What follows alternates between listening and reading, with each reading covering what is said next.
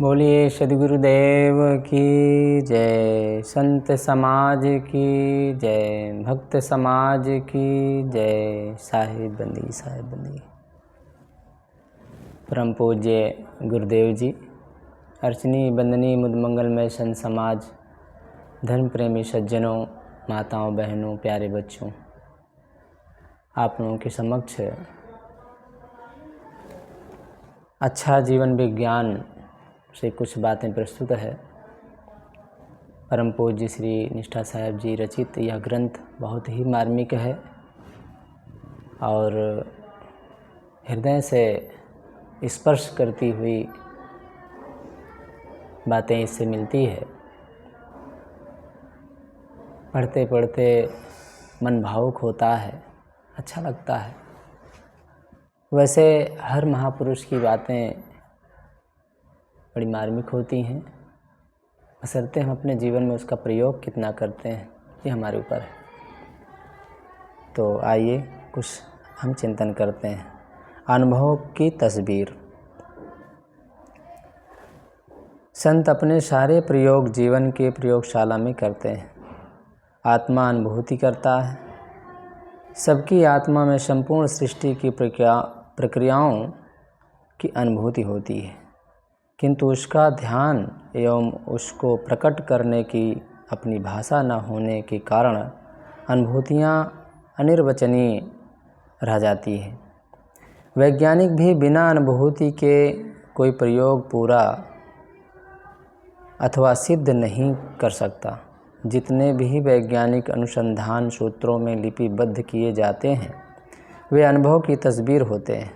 वैज्ञानिकों ने जो कुछ भी जाना है सबको आँखों से देखा नहीं, हाथों से पकड़ा नहीं, अनुभव से जाना नहीं। गणित में जिसे हम देखा व हाथ से पकड़ा नहीं जाता, गणित में जिसे हम बिंदु कहते हैं वह अनुभव ही है। अणु परमाणु भी अनुभव है। इसको आँखों से देखा व हाथ से पकड़ा नहीं जाता। अनुभव का केंद्र बिंदु आत्मा है। आत्मा में संपूर्ण सृष्टि की तस्वीर बनती है। उस तस्वीर को अनुभव के नेत्रों से देखा जाता है। फिर अभिव्यक्ति करने के लिए उसकी एक भाषा बनाई जाती है। भाषा भी एक चित्र है, कोई अक्षर है जिसे अनुभव में उतरे बिना पढ़ा जाना नहीं जा सकता। एक कोड भाषा है, इसे अनुभव से समझा जाता है। जो व्यक्ति इस अनुभव क्षेत्र में उतरा होगा वही इसे समझ सकेगा। संतों के बनाए सूत्र भी उनके अपने कोड अक्षर हैं। जो उस अनुभव क्षेत्र में उतरा होगा वही उसका अर्थ समझ सकता है। वास्तव में सच है भाई, जो जिस क्षेत्र में माहिर है वही उसके अनुभव का पूर्ण रूप से खुशियाँ मना सकता है और लोगों को व्यक्त भी कर सकता है। किसान के क्षेत्र में किसान ही उसके बारे में जानेगा। व्यापार के क्षेत्र में व्यापारी ही उसे जान सकता है, समझ सकता है, अनुभव कर सकता है, लोगों में बता सकता है। ऐसे ही आत्मा के क्षेत्र में जो अनुभवी लोग हैं, अनुभवी महापुरुष हैं या उनकी बातें हैं, वही हमारे काम की हो सकती हैं अथवा वही हमारे लिए आदर्श रूप हो सकते हैं और उनकी बातें हमारे समझ में भी आएगी। हर कोई हर चीज़ का व्याख्यान नहीं कर सकता है, क्योंकि जब तक उसके तह तक हम गए नहीं, समझे नहीं, उसकी क्या व्याख्या करें या उसकी समझाएंगे भी तो आदर्श बन नहीं पाएगा।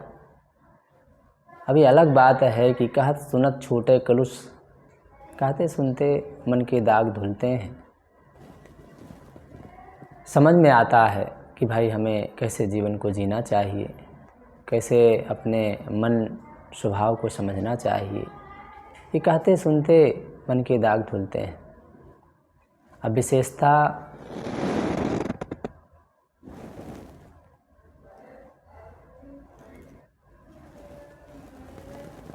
विशेषता ये है कि हम किस धारा से अथवा किस भाव से उसे ग्रहण करते हैं, क्योंकि भाव पर भी डिपेंड करता है।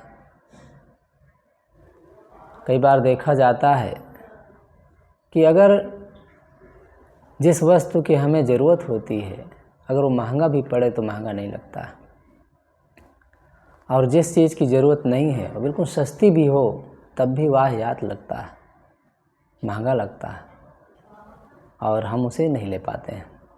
बस ऐसे ही जिस वस्तु की हमें ज़रूरत है, अर्थात यदि आत्म दर्शन, आत्म साक्षात्कार, आत्म प्रेम, आत्मानुभव की ज़रूरत हमें है, तो इसमें जो भी कठिनाई आए वो हमें महंगा नहीं लगेगा। जो भी कष्ट आए हमें दुख का अनुभव नहीं होगा, अच्छा लगेगा और कहीं न कहीं एहसास होगा कि हम अपने जीवन को कैसे जीते हैं और कैसे जीना चाहिए।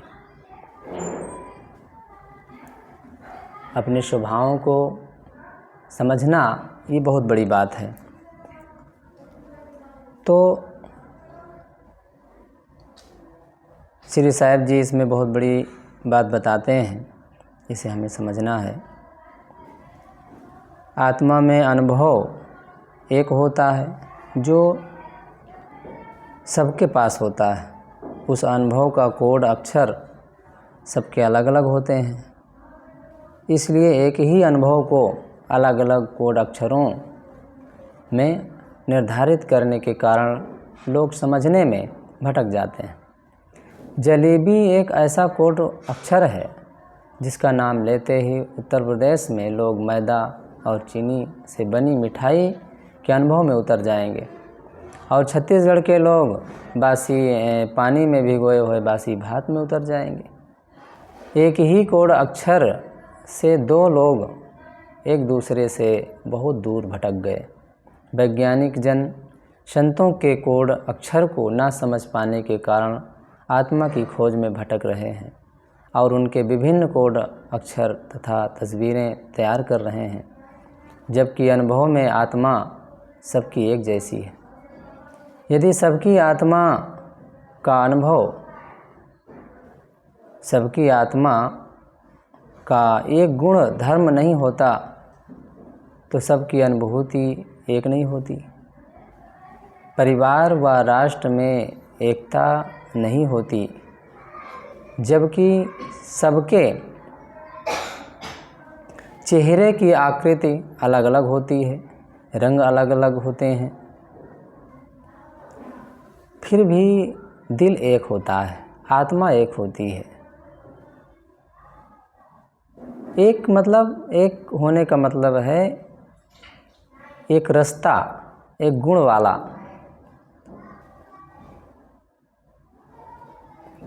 इसलिए सबका प्रेम एक होता है।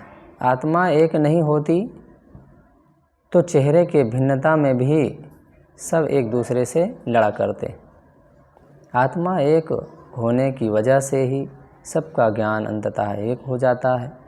आत्मा में रहने वालों का ज्ञान एक होता है, मन बुद्धि में भटकने वालों का ज्ञान कभी एक नहीं होता। जबकि एक होने की छटपटाहट होती है। विवाद और झगड़े जितने भी होते हैं एक होने के लिए ही होते हैं। सबकी आत्मा का अलग अलग गुण धर्म होता तो लोग कभी एक दूसरे से न मिलने की इच्छा करते और न झगड़ते। सबकी आत्मा का गुण धर्म एक नहीं होता तो सबके लिए अलग अलग संविधान कानून बनाने पड़ते। सबकी न्याय प्रणाली भिन्न होती, सबके लिए शिक्षा व्यवस्था अलग होती। कम से कम 4 प्रकार की तो होती ही, क्योंकि ब्लड ग्रुप 4 होते हैं। सबकी आत्मा में एकता होने की वजह से सबकी खूबसूरती एक होती है। अपने बेटे बेटियां सभी माता पिता को एक सा सुंदर लगते हैं, जबकि चेहरे की आकृति सबकी भिन्न होती है। प्रकृति में पेड़ पौधे व फूल फलों की आकृति भिन्न भिन्न होती है,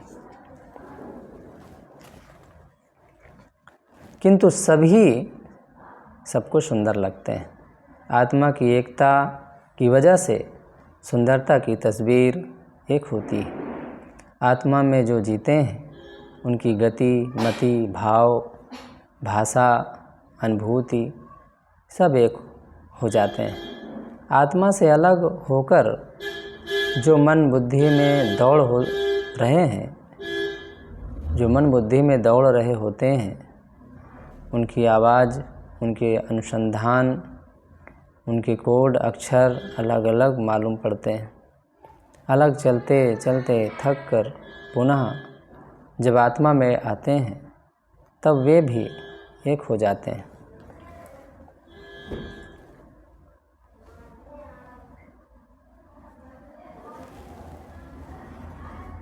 एकता और अनेकता, इस पर हमें समझना है। साहेब जी का जो भाव है वो ये है कि आत्मा आत्मा है, उसका जो गुण है वो सबका एक है। बाकी सब आत्मा अलग अलग हैं, सबके अपने कर्म विधान अलग अलग हैं, सबका स्वभाव अलग अलग है, सबका स्वरूप अलग अलग है, सबके अपने जीवन हैं। कोई कुछ कर रहा है, कोई कुछ कर रहा है। अब सबको हम अपने जैसा नहीं बना सकते, न सबके जैसा हम बन सकते हैं। हाँ, अपने जैसा हम बन सकते हैं। सदगुरु विलास देव जी के पास में एक बार अपनी बातें रखा और यह रखा कि गुरुदेव मैं आपके जैसा होना चाहता हूँ। गुरुदेव ने कहा, बेटा मेरे जैसा होकर क्या करोगे, अपने जैसा बनो। अपने जैसा हर कोई हो सकता है, पर किसी के जैसा कोई नहीं हो सकता है। इसलिए अपने जैसा होने का अभ्यास करना चाहिए। अपने जैसा होने के लिए मेहनत करना चाहिए, साधना करना चाहिए, सेवा करना चाहिए और बार बार अपने बारे में सोचना चाहिए, क्योंकि बिना सोचे अपने को नहीं समझा जा सकता। अपने बारे में बिना समझे कई बार धोखा मिलता है।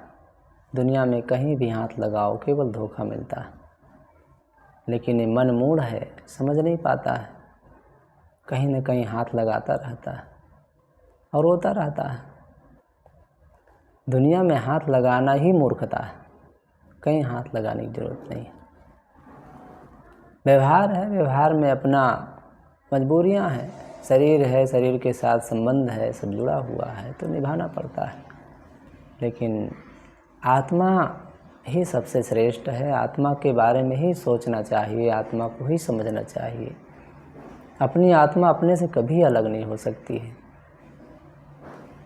अपनी आत्मा अपने को कभी नहीं छोड़ सकती है, फिर भी उसके प्रेम को हम नहीं समझ पाते। दुनिया का प्रेम तो कब अलग हो जाए कोई भरोसा नहीं, फिर भी वहाँ भरोसा कर लेते हैं। लेकिन अपनी आत्मा का प्रेम जो है बड़ी ईमानदारी से अपना साथ देते हैं, फिर भी उसके प्रेम को हम नहीं समझ पाते। हम अपनी आत्मा के प्रेम को, भावनाओं को और अमरता को समझें और उसी का अभ्यास करें, क्योंकि उसी में अपना लाभ है, सबका लाभ है। तो हमें यही करना है। साहब जी की बातें रही, बहुत ही मार्मिक है।